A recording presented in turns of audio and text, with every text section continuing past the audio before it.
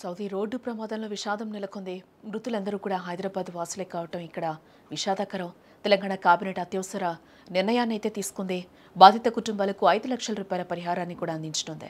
మంత్రి అజారుద్దీన్ నేతృత్వంలో ప్రత్యేక కమిటీని అయితే ఏర్పాటు చేశారు. మృతులకు అక్కడే కూడా అంత్యక్రియలు నిర్వహించనున్నారు. కుటుంబ సభ్యుల్లో ఇద్దరికి సౌదీ ప్రయాణ ఏర్పాట్లు కూడా ప్రభుత్వం చేస్తున్నట్లుగా కూడా మనకి సమాచారం అయితే అందుతోంది. సౌదీ అరేబియాలోని మదీనా సమీపంలో సోమవారం తెల్లవారుజామున జరిగిన రోడ్డు ప్రమాదంలో 45 మంది మృతి చెందిన సంగతి తెలిసిందే. మృతులందరూ కూడా హైదరాబాద్ వాసులేనని హజ్ కమిటీ అయితే వెల్లడించింది. ఈ ఘటనపై మృతుల కుటుంబాలకు తెలంగాణ మంత్రివర్గం సంతాపం తెలిపింది. బాధిత కుటుంబాలకు 5 లక్షల చొప్పున పరిహారం ఇస్తామని కూడా ప్రకటించింది. అలాగే మంత్రి అజారుద్దీన్ ఎంఐఎం ఎమ్మెల్యే మైనార్టీ విభాగానికి చెందిన ఓ అధికారితో కలిసి ప్రభుత్వ ప్రతినిధి టీంను సౌదీకి పంపించాలంటూ కూడా ప్రభుత్వం అయితే సూచనలు చేసింది. మృతులకు మత సంప్రదాయాల ప్రకారం అక్కడే అంత్యక్రియలు నిర్వహించాలని కూడా నిర్ణయించింది.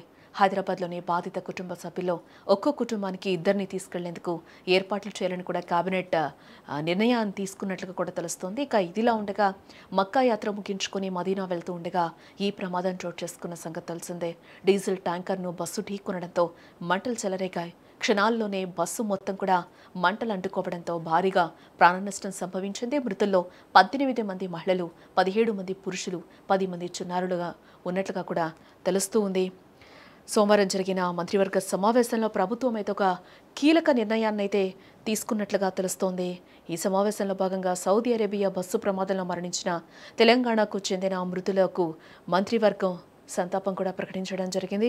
అలాగే ఈ ప్రమాదంలో మరణించిన బాధిత కుటుంబాలకైతే 5 లక్షల చొప్పున పరిహారం ఇవ్వాలంటూ కూడా నిర్ణయాన్ని తీసుకుంది. దాంతోపాటు మంత్రి అజారుద్దీన్ ఎంఐఎం ఎమ్మెల్యే మైనార్టీ విభాగానికి చెందిన ఓ అధికారితో కూడిన ప్రభుత్వ ప్రతినిధి బృందాన్ని వెంటనే సౌదీకి పంపించాలి అంటూ కూడా ఆ నిర్ణయాన్ని తీసుకుంది. ఇదిలా ఉండగా ఆదివారం అర్ధరాత్రి 1:30 సమయంలో ఈ ఘోర బస్సు ప్రమాదం జరిగింది. మక్కా నుంచి మదీనాకు భారతీయ ప్రయాణికులతో వెళ్తున్న ప్యాసింజర్ బస్సు ప్రమాదవశాత్తు డీజిల్ ట్యాంకర్ను ఢీకొట్టి ఈ ప్రమాదంలో సుమారుగా 45 మంది ప్రయాణికులు మరణించిన విషయం కూడా తెలిసిందే. వీరిలో 10 మంది వరకు చిన్నారులు ఉన్నట్లుగా కూడా తెలుస్తోంది.